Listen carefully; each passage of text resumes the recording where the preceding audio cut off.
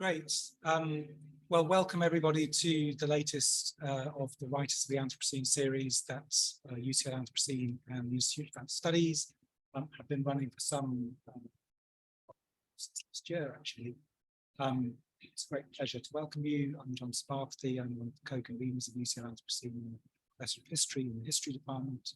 I'm delighted to have Daisy Hildyard speaking to us this evening with Hans Demeyer. I'll let them introduce the session themselves in a second.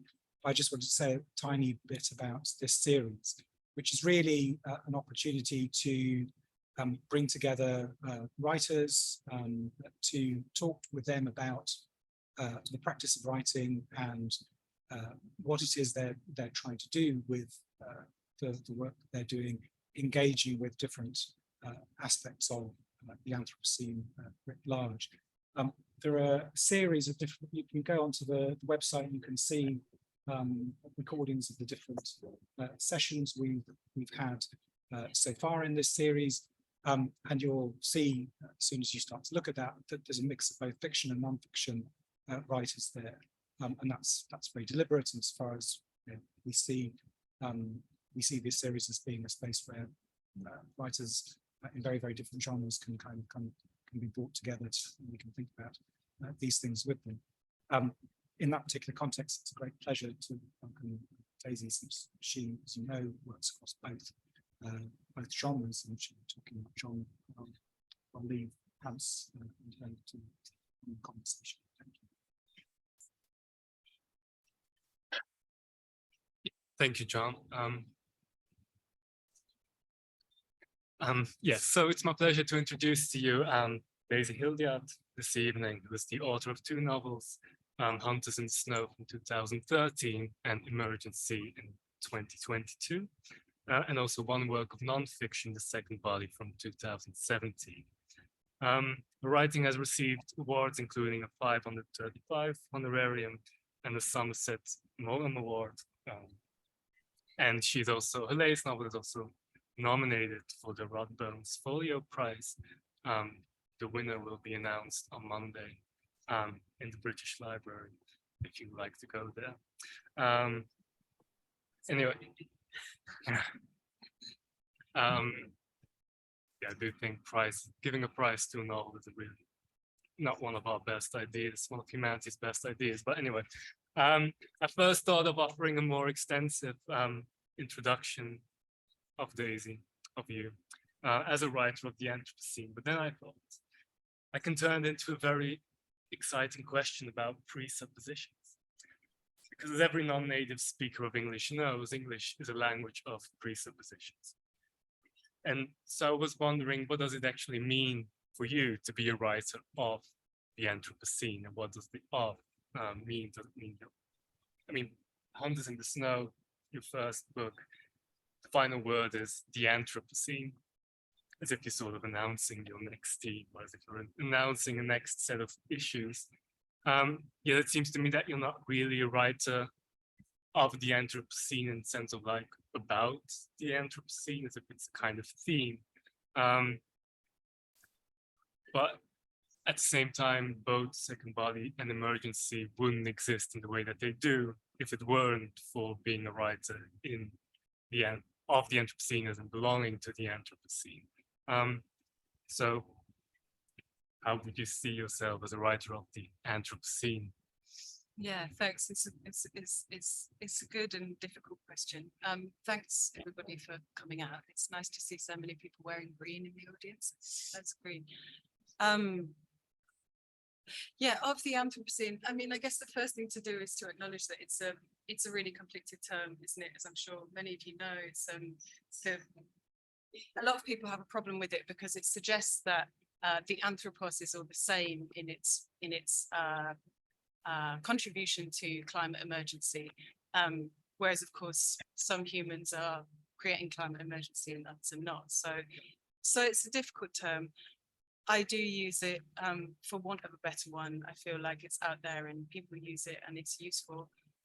So I'm just going to use it offhand in this context, but yeah, I guess it can be useful to draw attention to those assumptions before we talk about it.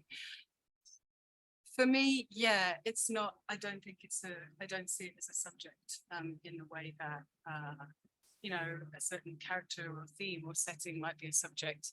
It feels to me like the Anthropocene is crashing over all of us sitting here. It's something that we're all submerged in rather than something that somebody might take as a topic and show some interest in for a little while.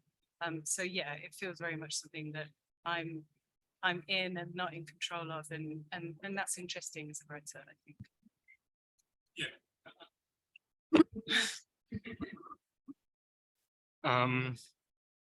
Yeah, I think, I mean, that seems to be in a way the kind of crucial intervention of your work in this whole Anthropocene debate, if you could say so, in the sense that tries to pay attention to, or tries to rethink our whole praxis of what it means to be in the world, let's say. I mean, I really much like this quote in The Second Body where you say, I have never bought a book with climate change in the title because I feel that I wouldn't find anything real inside it. I would like to see real people and real creatures within this reality, not only those who live on drowned islands in the Pacific, but everybody, everywhere, because that, I am told, is the point. So the Anthropocene not so much as something which afflicts, which we can have particular sensational cases which bring the message home, but rather the Anthropocene also as a kind of, as you say in an interview, kind of condition. And so how can we rethink telling, thinking about our bodies in the second body, and also then looking back at our childhood or at nature in a way that captures the Anthropocene, or how it has an effect on the way that we understand what it is actually to be alive in time that is conditioned by the Anthropocene. So, I mean, well, that's one of those statements which isn't questioned. It's an interesting statement. Does it run into a question now?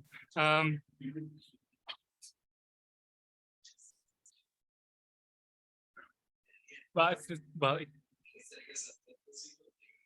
going on from there, in emergency, that's also in a way what happens, because if you think of emergency and you think of climate change, one thinks of this kind of apocalyptic event in which something big happens, a flood, a forest fire, whatever, and then all the characters need to sort of find their way through that event. But then emergence, that's not the type of novel you've written, right? The novel is sort of, instead of this big one event that happens at a particular moment and a particular place, we get a sort of outstretched period of time in which the narrator is reflecting back on her childhood somewhere in North Yorkshire. So it's not so much the big event, but sort of tries to put forward a different notion of what an emergency could be. And I was wondering if you could talk a little bit about that and how emergency in the light of climate change then. Yeah, so I think there are different ways in which I was trying to think about an emergency in the novel, and one of the reasons that I wanted to call it emergency was because I wanted to use that to make the fairly crude point that an emergency, as we're experiencing it now, certainly in this room right now, doesn't necessarily feel like what we think of when we hear the word emergency. It does perhaps feel like an emergency in other places, not even that far from here, I think. But I was also interested in something I see as related to the predicament my culture is in, which is the kind of question of a kind of self-centeredness or promotion of the individual. And literature, many books that I can think of, do pit themselves kind of in theory against that. But there is a strong tradition of what's called the Bildungsroman, which is the story of a person coming into being. And really what's of interest in this story is a single character and how the rest of the world sort of feeds into them and they then flourish into an adult. So I wanted to write a story that was like that was showing a kind of emergence, an emerging being, but that focused on this person through all the relationships that she has with other animals or with people, to some extent with machines or technology or systems that are working around her. But I wanted it to be an emergence that happened outside the self or outside this kind of individual's development. So I guess I was trying to think of emergency in those two ways, which I see as connected myself. There are also a few like ambulances and fire engines in it, so it's not a total lie, Miss Sale. No, but it also makes us aware there are many scenes which kind of point to a kind of what is called slow violence or structural violence, how you know, the way that we organize our world has kind of slow violence on particular live worlds, and the Anthropocene is the accumulative effect of the way that we have organized our world, creating droughts and creating floods, etc. But then, so it also seems as if you try to capture that particular quality of that, the emergence, let's say, of kind of slow violence. Yes. Yeah, that was something I was definitely interested in. I'm glad you picked up on it.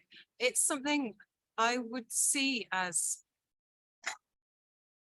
one of the major dramas that I sort of see unfolding around is this kind of issue of slow violence. So I guess probably a lot of you have come across the term, but very, very briefly and crudely, if you haven't, it's a kind of an idea of violence that is indirect or takes place over a long time. So intergenerational effects of racism might be a form of slow violence, or the corrosive,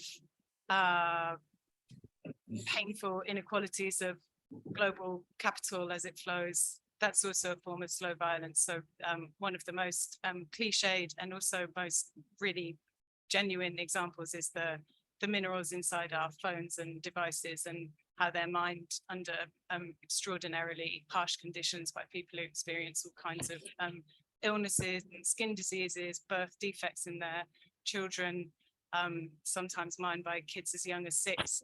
And yet somehow this system and circulation is perpetuated, even though I guess, you know, like many smartphone users, I don't particularly want that to be the case, but I don't do anything to stop it.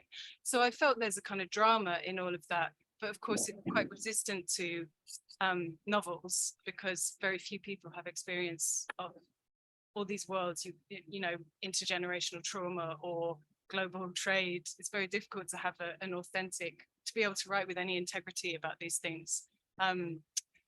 Or to tell a story about them.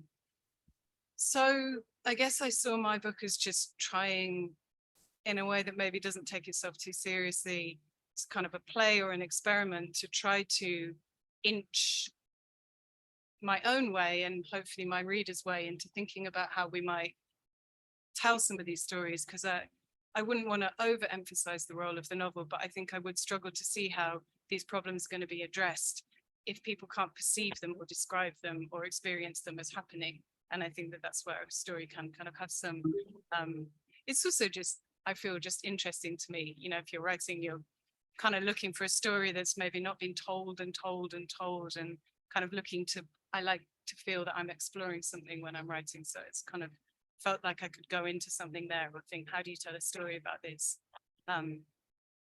So it was exciting in that respect. if that's not too dubious a thing to say, which it probably is. It's also exciting to read.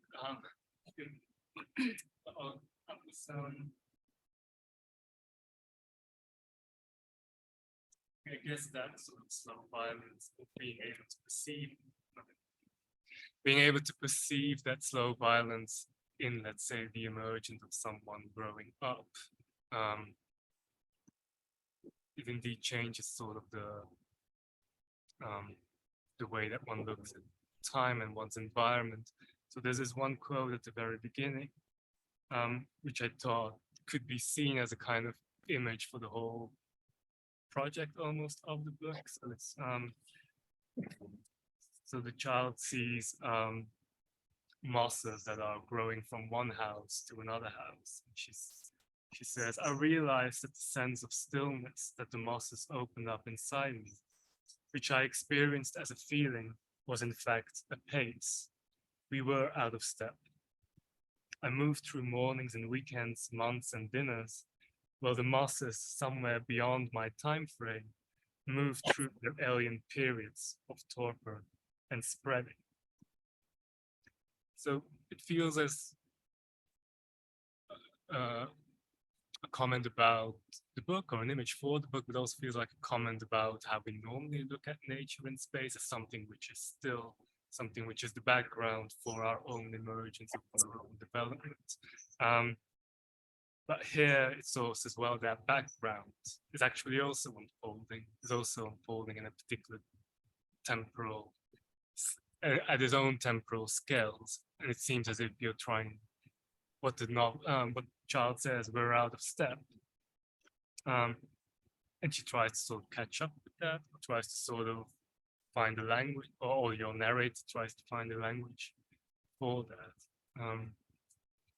Was my thought. Yeah, I think that I would agree with that that's often that's one tendency within much nature writing, fiction or non-fiction, is to use nature as an image for the self, or to describe how it makes the person feel. And that's fine. Like I'm fine with that, but it can become a bit much, can't it? And I think that there's just so much more, and there are so many really radically different realities that are happening out there, even in just like a moss. I mean, a lot of people have read about octopuses recently and their kind of bizarre alien ways of being in the world, and all these different experiences of time or life or sex or relationships. Again, feel very exciting to me. It's like there's this whole kind of explosive world of non-human stuff going on that can be looked at and thought about, and that feels very rich and interesting to me. Much richer now than probably always, than saying I looked at this view and I felt this feeling. But again, I've read some nice books that do that. Nice stuff.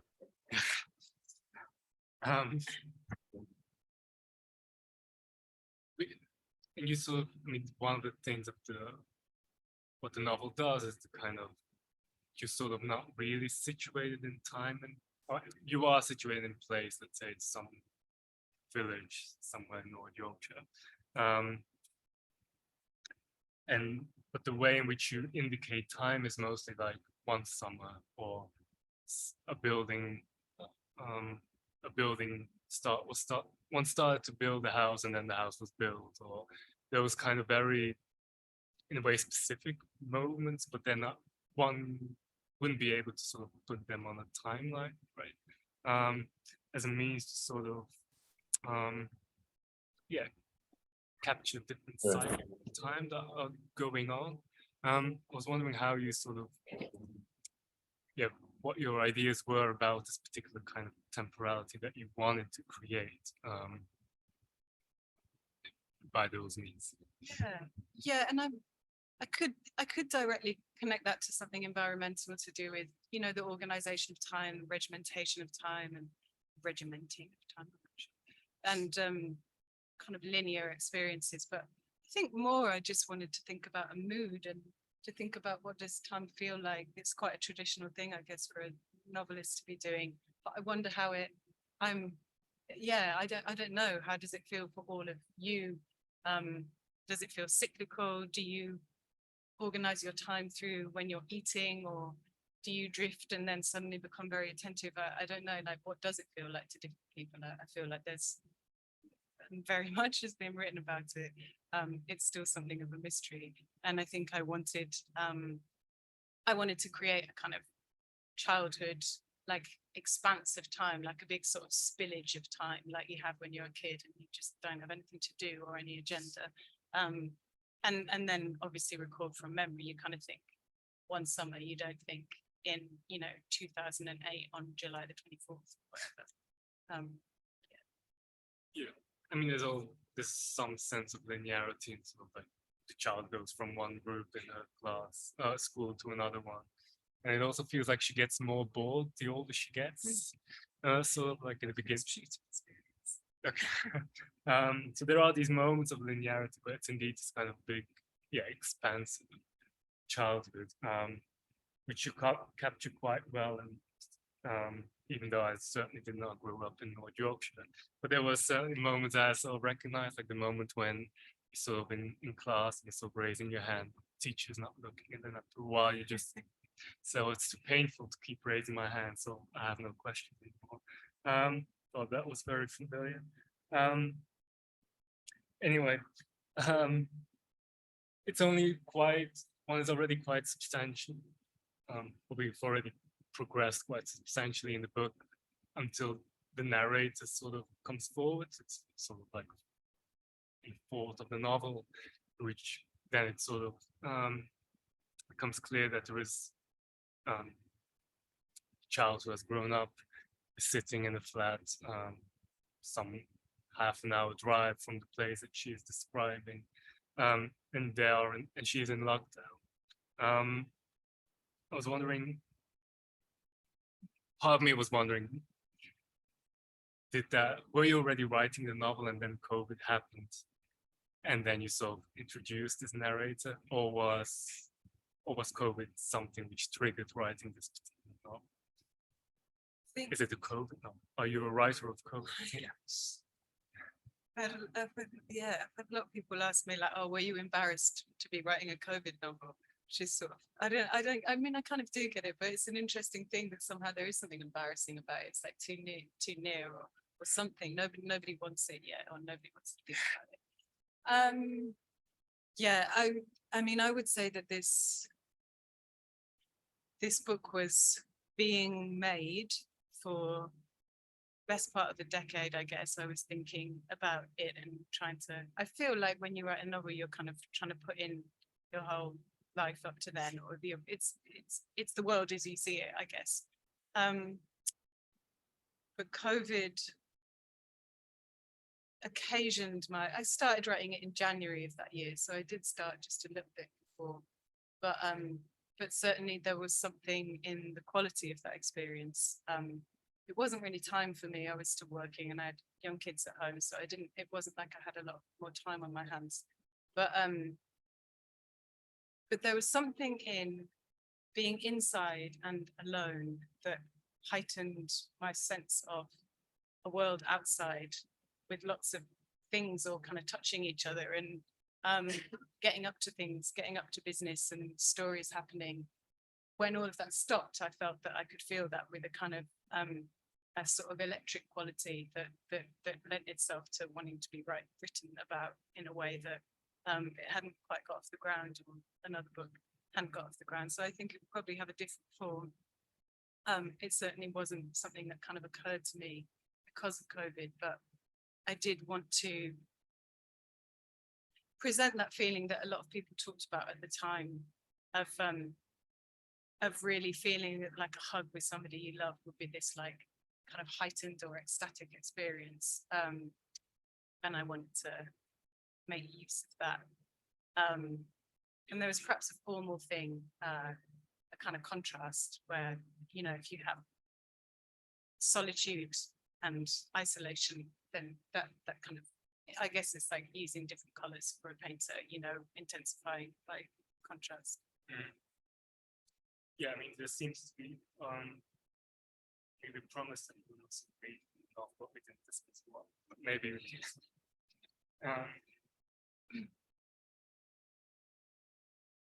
Maybe this passage, where you sort of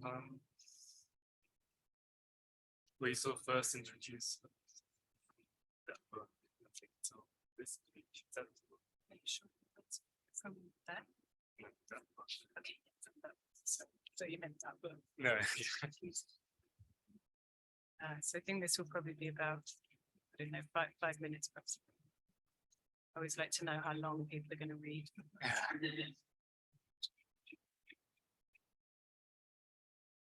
She's talking about a book of cave art, cave paintings that from her childhood.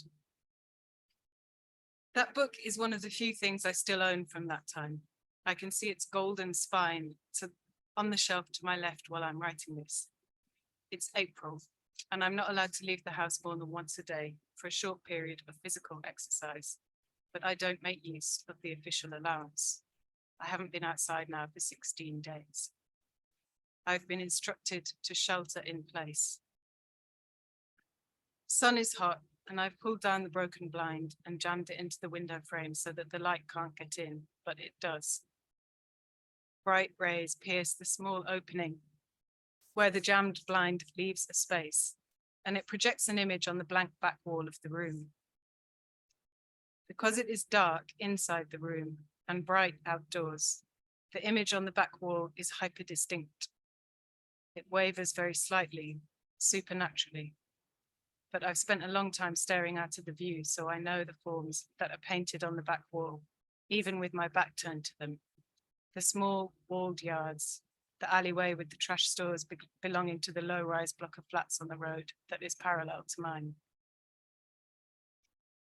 At night, they are all illuminated, and I see them more clearly than I do during the day.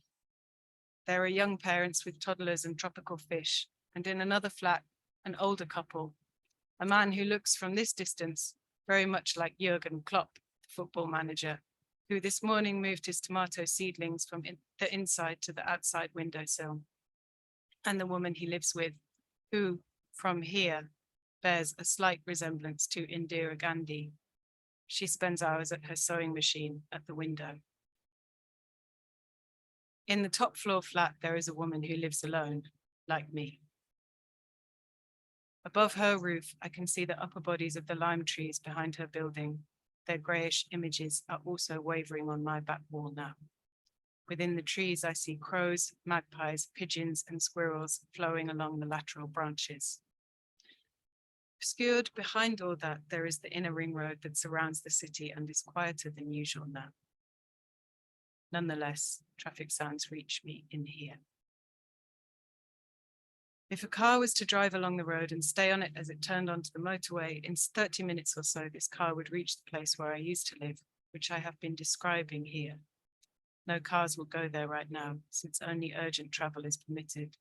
And so space no longer feels regular or continuous. It's broken. This area I look out on is divided into bordered zones. Laws hold us all in place, forbid us from going to another. Our separation means little to the virus in the atmosphere, a virus so tiny that it is impossible to see it on my lips, and so huge that it is impossible to see it crossing continents. Scientists on the news say that it evolved inside a pangolin's body from a reservoir in a rhinophilus bat. The novel virus, a chimera, crossed another species boundary at the end of last year when it began to communicate itself through human bodies. Now it's here, in my surroundings, and we are all living inside the pangolin, everybody in my neighborhood. Pigeons, clop, squirrels, tomato plants, sound waves, books, bookshelves, sewing machines, blue water weeds, and the lone woman on the top floor.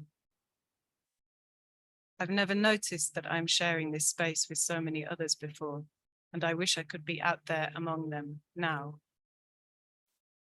But the authorities say that the world is fatally interconnected, and inside, alone with my thoughts, is the safest place to be. In some ways, the world feels more alive and vivid to me now than when I was out there, in it, with all the other people, animals, birds, plants, insects, and machines. Stop.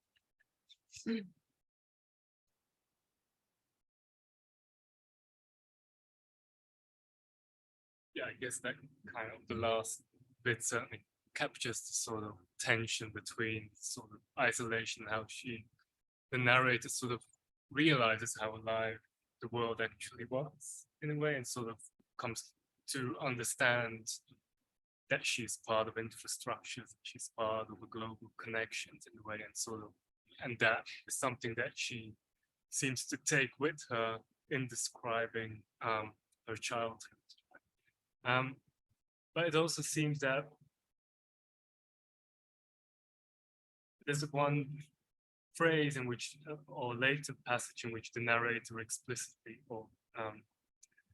talks about herself, where she says, "For as long as I've been isolating, I haven't felt that the disease out there in the world is real."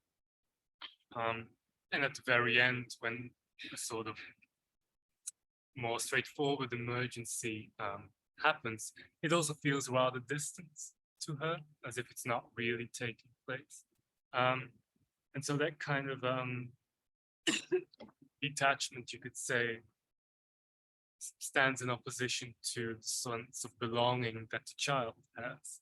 So I was wondering if there is indeed a contrast between, on the one hand, sort of vividness in childhood and the isolation during lockdown, but there's also a sense of like being part of something and knowing what you are about as a child, or at least for this child, which seems, I mean, this is rather implicit, I think, which seems in opposition to the narrator, who seems to not feel to be part of something, or not feel to be part of the real that surrounds her. I think in telling the story, she is telling herself how she is part of that wider world. But I also think that there is an interesting tension between, I think that a lot of people are looking for community and connection now, so much so that even saying it feels somewhat cliched. I think that I do hear a lot of expressions of alienation, dissociation, anxiety, neurosis, which to my mind emerges very logically from a world of slow violence. And so I suppose I see that as a real tension, a real drama in life, in people's lives. And I guess it gets articulated there through that, to some extent separated out. Yeah. I wonder what you all feel about it. Maybe we can talk about it in questions.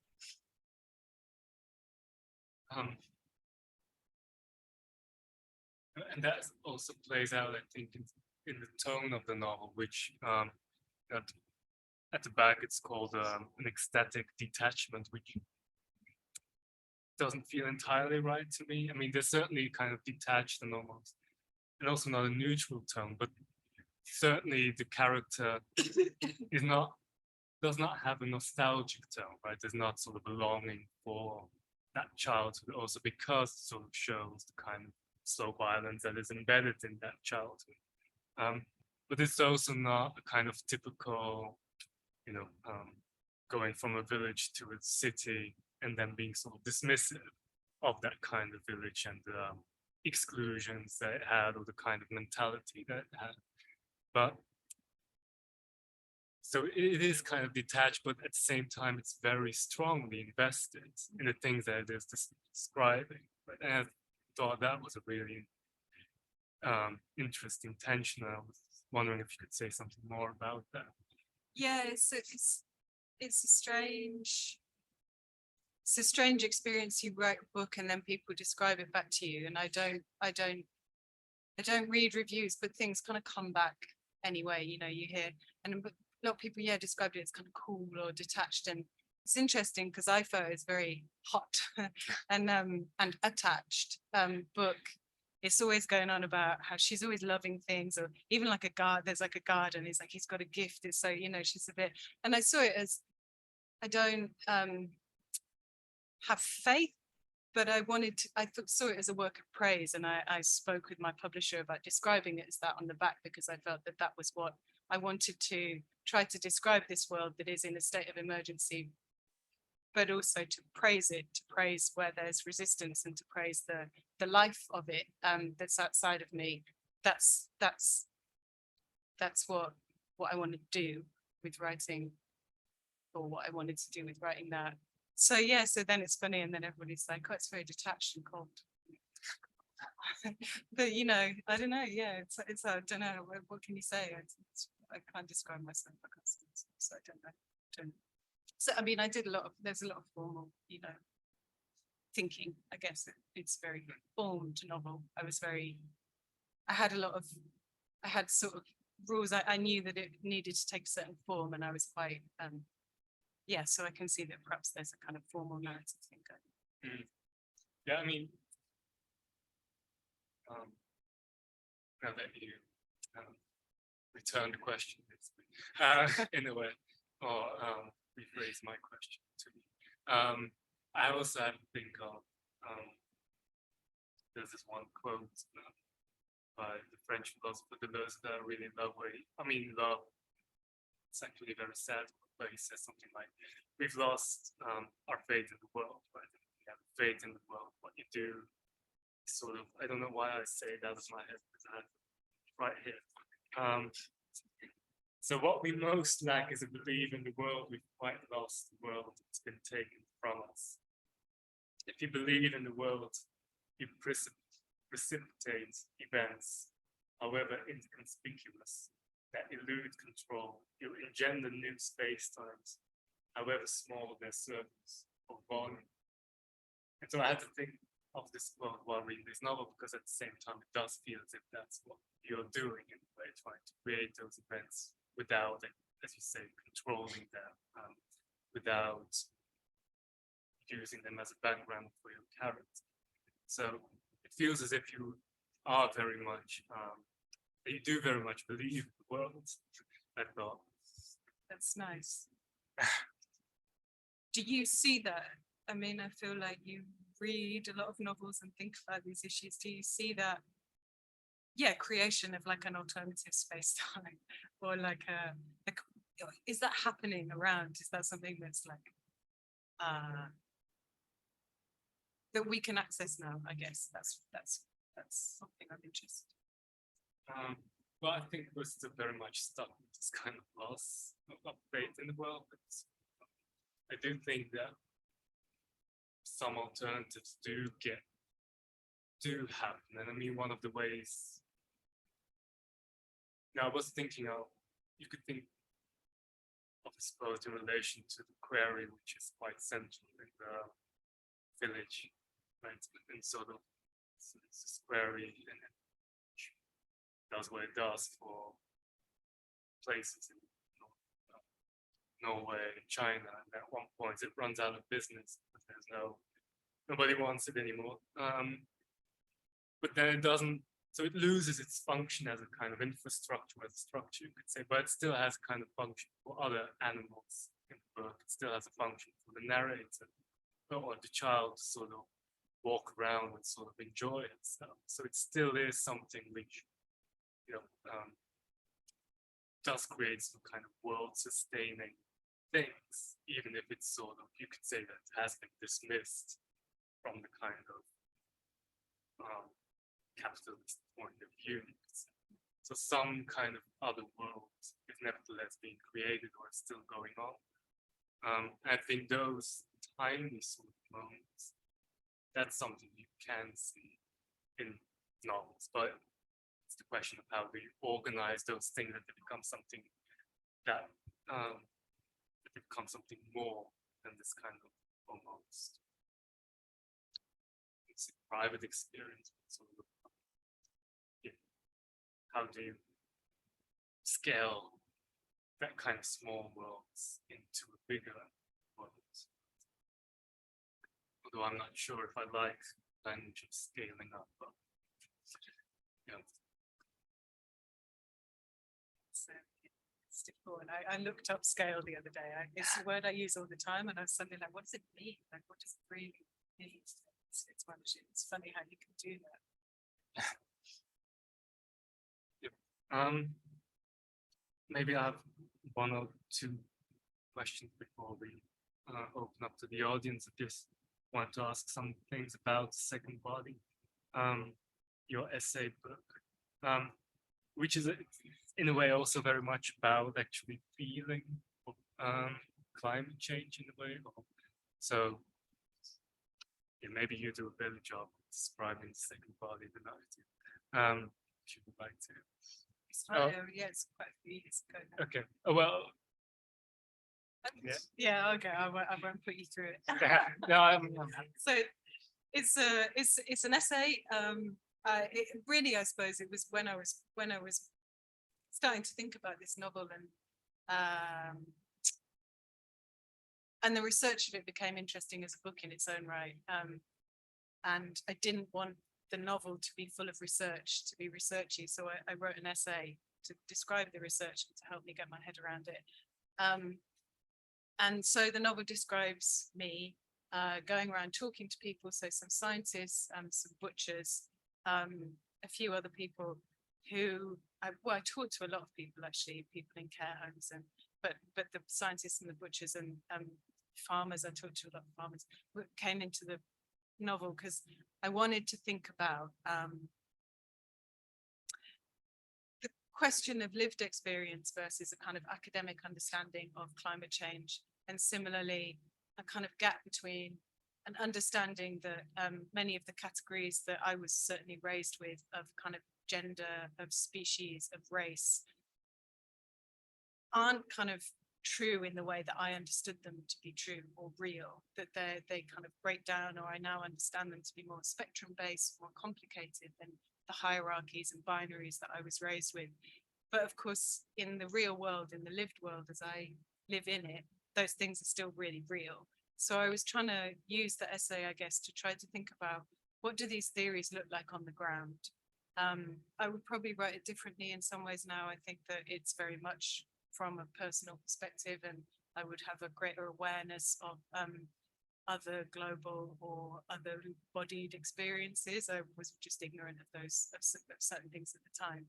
But I suppose I was trying to, in a kind of, again, fairly sort of playful and ad hoc way, to kind of talk to people and explore those ideas and what they mean. So, you know, I was talking to kind of research scientists and climate change or microbiology and saying, how does this affect your daily life? What does this mean to you?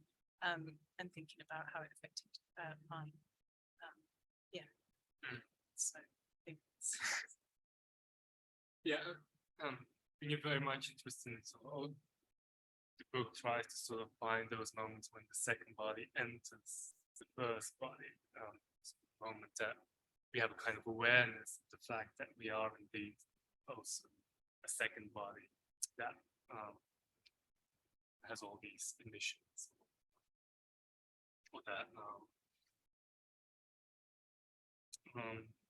the things that we expel in a way have influence on life on a global scale.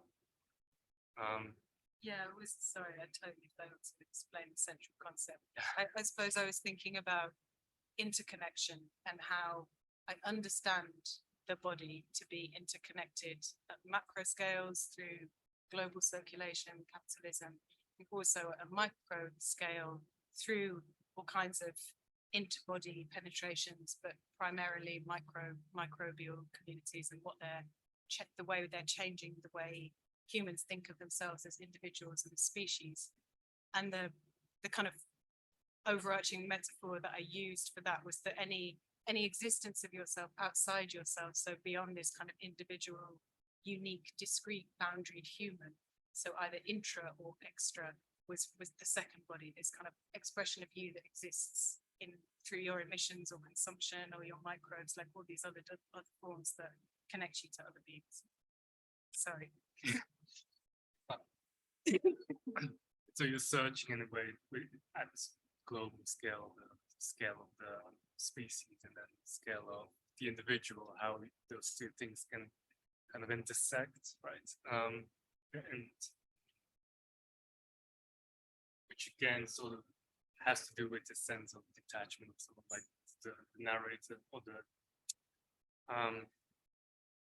writer sort of feeling detached from that particular truth, climate change, and not being able to feel it. And I thought, but maybe in a typical reverse, you could say, but isn't that the way that second body enters our first body? This kind of all these, the things that you've mentioned actually earlier, neurosis, anxiety, detachment, disinterest. Right? Because you also link it at several points with horror, and also about occultic elements, emergency, and sort of fear and ghosting.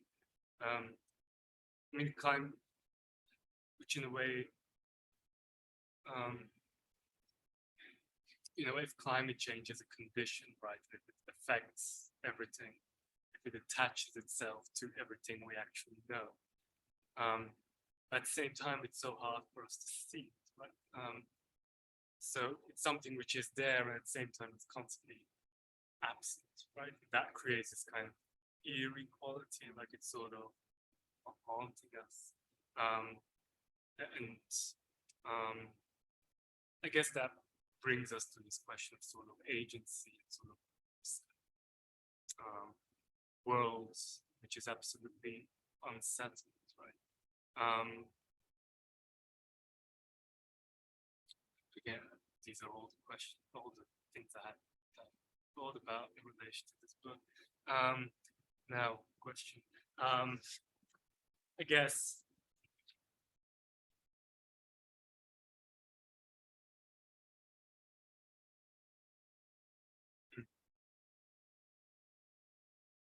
maybe the end of the essay, and sort of the third essay describes the fact that you had a flood, and then in your house, and then flood as the second body entering your house, again something which feels detached, and then you sort of get money from an insurance company, not from an insurance company, From the local council. From the local council, and you buy cheap flight tickets to a Mediterranean island, and it sort of ends with you and your daughter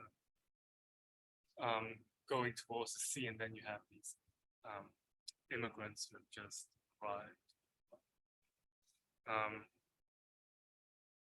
And it sort of creates this particular contrast, and sort of positions the narrator in a very firm way, which a lot of the book to some extent doesn't really do, in that sense of like, some people's second body have more influence, let's say, than other people's second bodies. I was wondering, why did you end at that particular scene? If you could unpack it. Yeah, that was very important to me. I think it's so I don't think I would say some people's second bodies have, well, no, they do have more influence, but I think it's quite a pragmatic book, and I think probably personally it's, I suppose perhaps I'm of a family of meat farmers, grew up in Yorkshire, and then find myself in like an academic world with all this kind of refined understanding and of what the world is, and I suppose the narrator of the book, like the narrator of an essay, is still an avatar, right? And she doesn't like have a lot of time for theory. She's a bit like impatient about it. And so I wanted the book to end with a kind of like, no, like enough of that, like look at what's actually real. So you kind of have this, you can think as much as you like about interconnection and microbes, and of course over a different time frame those things might influence what's happening in the world, but in reality you have this like border on a Mediterranean island, and like people just come into it and they're not allowed through, and that's what's, and I see the book as a whole as testing that out, right? You have these theories, and so it's looking at different scenarios in which you might have a kind of membrane or porous boundary, and saying, so is this really porous? What's happening in the real world? And I guess that seemed to me to be the final testing space to say, like, okay, so we can understand all these, the breakdown of these concepts, and but the political reality, or just the real reality, is of this kind of boundary here, and she practiced that. Yeah, but they look across as well. She exchanges a look with the person, which I wouldn't want to explain or load with any particular reading, but I think that there is a kind of, you know, what it's possible to talk too much about political boundaries without acknowledging that there are other, you know, weird things going on in the world as well, and things that happen across those. You know, again, there's kind of resistance.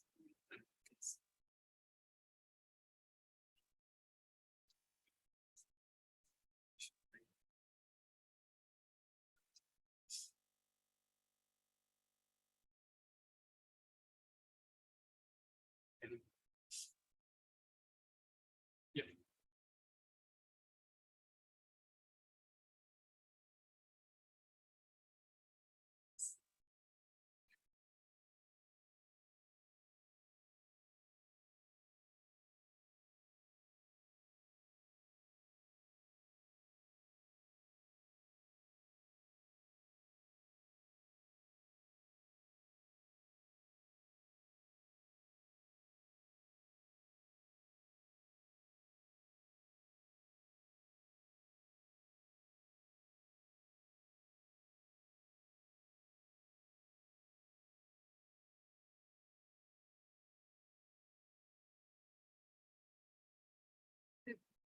The pace of resistance for humans in the context.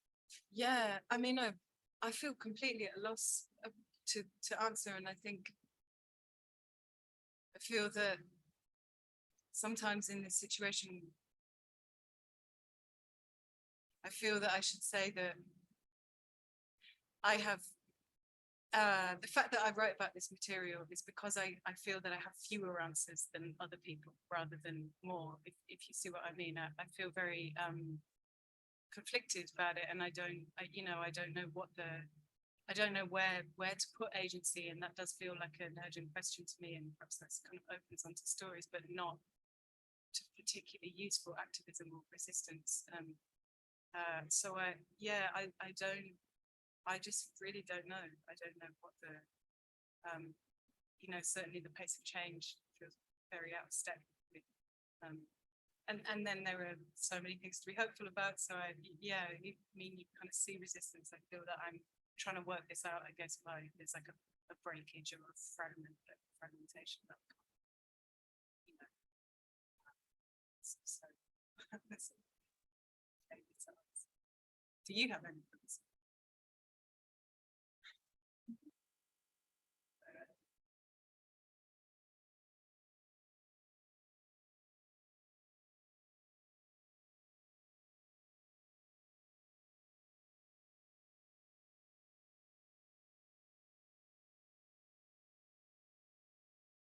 I do believe in that as well. I mean, I don't think it's the only thing or even necessarily the primary thing, but it seems to me that there are many different ways of making things move, and activism is one, and telling stories that make things seen is another.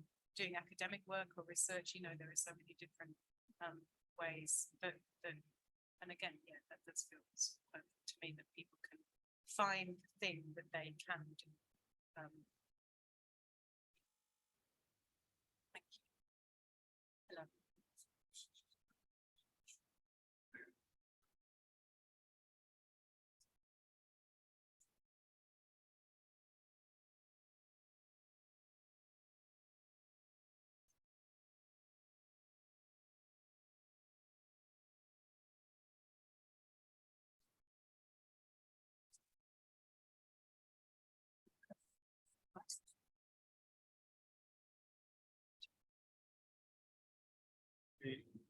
Ask about, I guess it's called autofiction at the moment.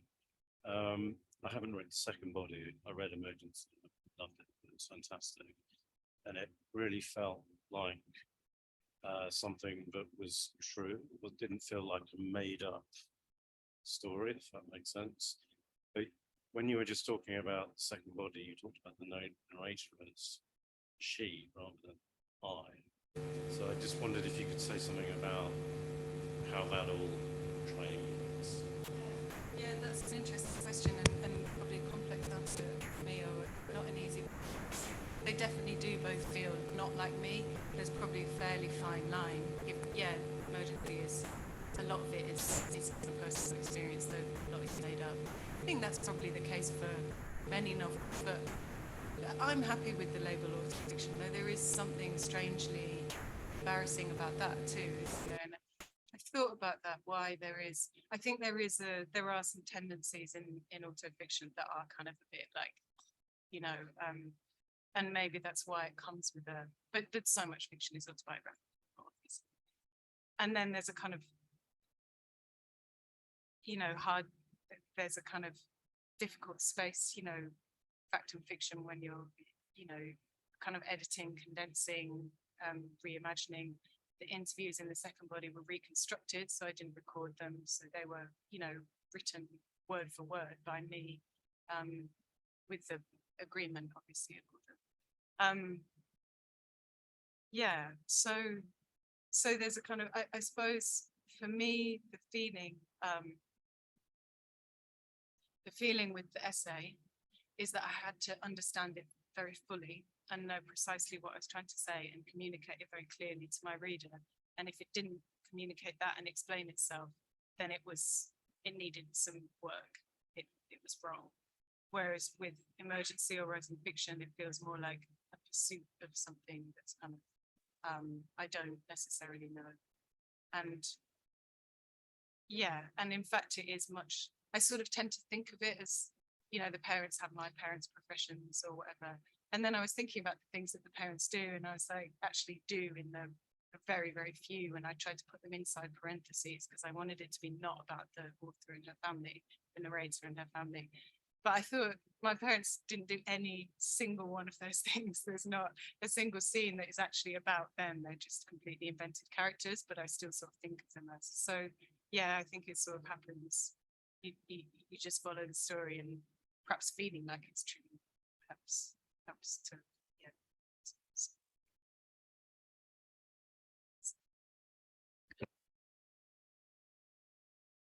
yeah. Thanks so much. There's on the childhood question, actually.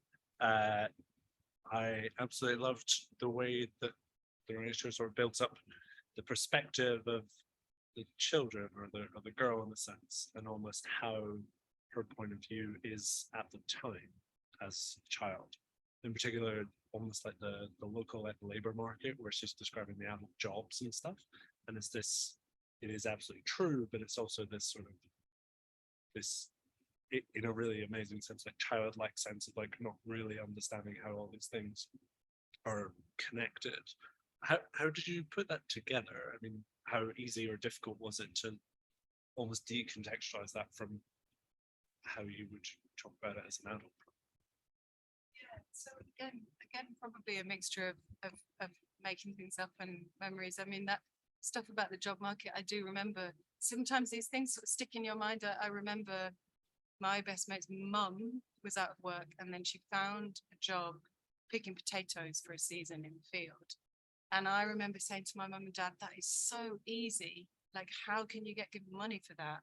I would like some money to do things like that. My parents were like, it's not actually a very easy job. It's really tiring, et cetera, et cetera. You don't get paid very well. And it's kind of, so that had kind of stuck in my mind as this moment, I guess. So that was pretty directly autobiographical.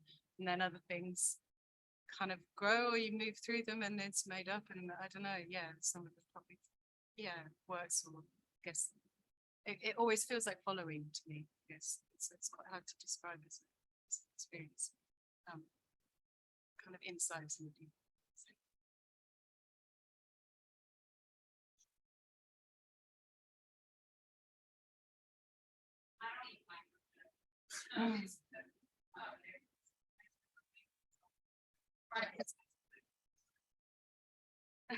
Okay, no, I just wanted to ask, I like to ask authors this question. Is there ever like a take someone has on the book or like a literary device that they find that you didn't actually intend to do that you're kind of like, oh yeah, maybe I did do that, and then like you kind of like adopt that take, or do you usually just like be like, oh, that's interesting, or are you ever like, yes, like I did that, even though like you didn't actually ever think of it? Yeah, loads. That happens loads. Because often people will explain again, like you sort of, I feel like I'm writing about like a person, like picking a mushroom or something, and then somebody will be like, so this is what this means, and it also means this. It's like, oh, that sounds really clever, but I was just writing about a person picking a mushroom. It's like, have to be in, and that's not, yeah. Like I write a lot of stuff where it doesn't work because it feels like I'm not inside it and I'm thinking too much. So I need those explanations.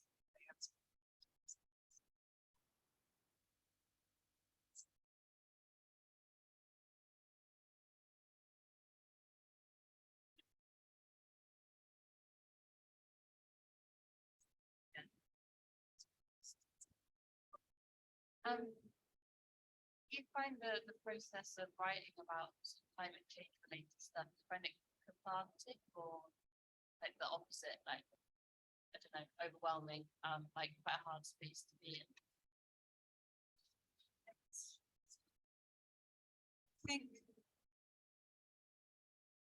I don't experience it as writing about climate change. I experience it as kind of just trying to be more in reality or be more in a bigger world. And that feels rich often, but yeah, sometimes it's quite sad, distressing. Yeah, don't think I have anything to add.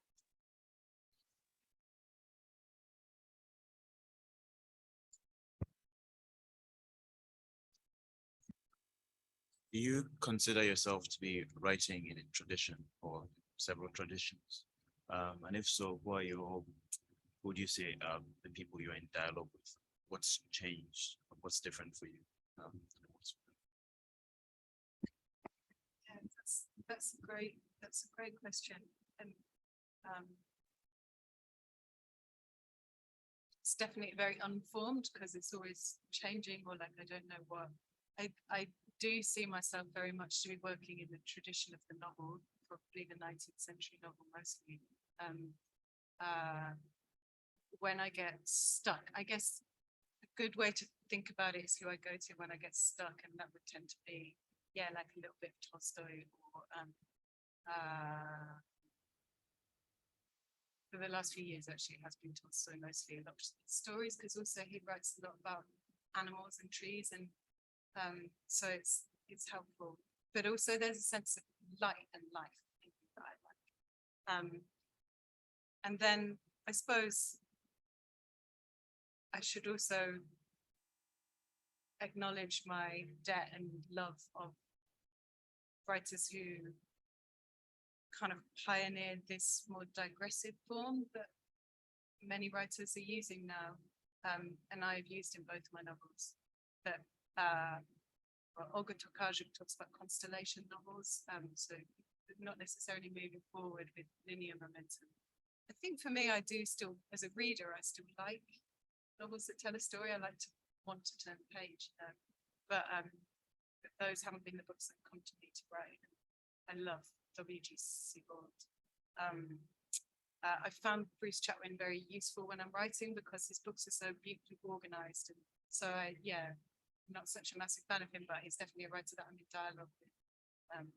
And then now the other writer who I think about a lot is Anna Singh, who's an anthropologist, and she's very good at describing her own form. I think she writes with all these different species and across spaces and stuff in a way that I don't think any novelists are.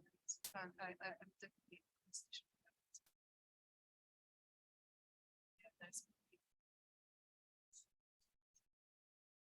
Yeah, my partner's poet, so I have read a lot of poetry, but I also feel very, at sea, wouldn't want to speak with any authority.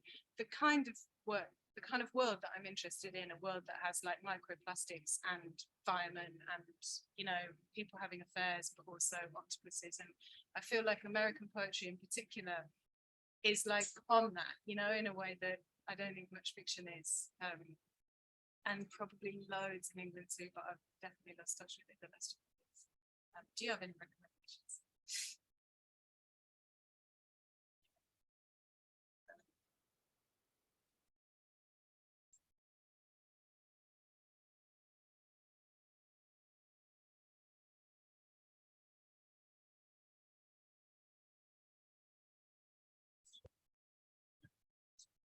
Picks up on a question about traditions, and it's very interesting you mentioned Tokarczuk, because it was a comment that's I read in a review of Jacob, and Frederick Jameson talks about them as a novel of the collective. He suggested she written the first novel of the collective. I think Middlemarch is a pretty good novel of the collective. And it seemed to me that also spoke to one of the things you do in both Second Body and Emergency, which I mean, I think it comes across very clearly actually in Emergency, when it sounds quite intellectual, and everyone that's associated more with the essay. But it's to do with communication and apprehension between different things, between both people but also other kind of organisms, whether those are foxes or bits of dead fox or whatever it might be. It's to do with how we kind of interact with the world as a kind of collectivity. And I was thinking about that, and then two quotes from the Second Body struck me, which are both about horror. And so it's interesting that you mentioned the word praise, which seems to be completely right. But these two quotes are very, very, they're just two sentences. The horror of looking at the ecosystem is the horror of looking at your life as a merely physical entity. So that's the kind of overwhelming pleasantness of thinking of ourselves as just stuff.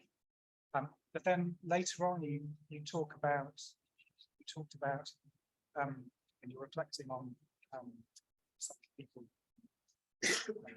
texts you've been engaging with.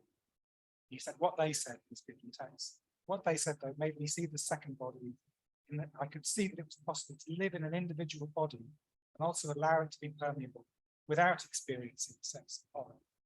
So, and in a way, I then wondered whether at some level Emergency is an attempt to offer a kind of inoculation against the horror. It's a way of being in that space, in that world, recognizing it, acknowledging it, without succumbing to the horror, without being overwhelmed by thinking of oneself as just stuff, but being able to go beyond that, to acknowledge it, but also to be able to praise it, as you said earlier, to be able to appreciate it and see it. Yeah, that's really interesting to me, and I hadn't thought about those things either. And I think it is my feeling that horror is a kind of disease, it's some sort of collective disease that in order to be fully human, we can't see that we are also objects and having, it's like I'm so special. It's kind of a cliche about the snowflake generation, that it's all, that everybody is special. But of course, everybody is special. There's a lovely moment in War and Peace where the young guy gets killed in battle, and he's like, but why are they shooting me? Like, everybody thinks I'm great. Like, my mum really likes me. It is that, and it's so true and so human. But, and so much, there's so much really very well worked out theory on this, but many people are thinking about how it would be useful for humans to reconcile ourselves with stuff, that we are objects among objects, and we have physical, processes, and they have consequences. We're not just, lovely spirits, though we are that. And then the flip side of that is that maybe other things have lovely spirits, things going on, and I guess that, that's something that the novel historically hasn't been great at, is granting interiority to, well, really anything outside particularly, elevated identities, but certainly not after many of the things that probably do have some form of weird inner life or experience or interaction. And so I suppose, yeah, I can see a space for storytelling to try to just gently walk people away from the horror of that I think can be experienced now. You know, I could experience, of course, has to also acknowledge the risk in talking about people as things, or, you know, what can happen to people when they are objectified. But it's all, I would say that's all part of the same maneuver, which is to say, you know, there are things and there are not things, and we can, anything that becomes a thing, we can do what we like with it. So yeah, it's not a good place to be. That makes sense. Yeah, I think it was also like a good point to end as a sort of collective invitation to sort of rethink how we relate to stuff and ourselves in relation to each other. Yeah, thank you all for coming. There will be some wine, I think, at the back. And yeah, all the online web shops are open to buy these books, and I would like to buy you too. Thank you. Thank you.